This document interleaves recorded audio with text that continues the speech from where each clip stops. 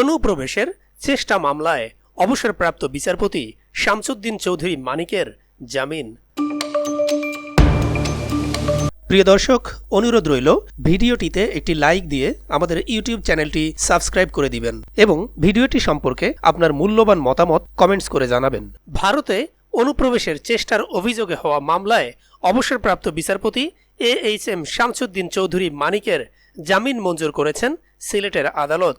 আজ মঙ্গলবার সকালে সিলেটের অতিরিক্ত চিফ জুডিশিয়াল ম্যাজিস্ট্রেট আদালতের বিচারক এ আদেশ দেন।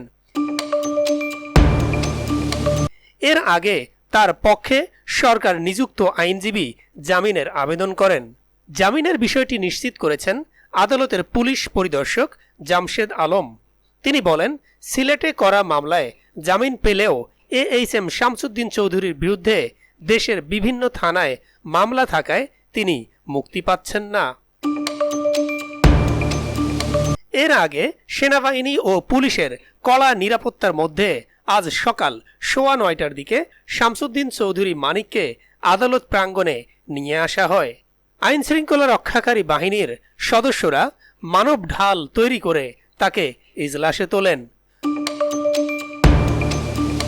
গত 24 আগস্ট রাত 9:30টার দিকে সিলেটের কানাইঘাট উপজেলার সীমান্তবর্তী এলাকা থেকে শামসুদ্দিন চৌধুরীকে স্থানীয় লোকজনের সহায়তায় বিজিবি আটক করে।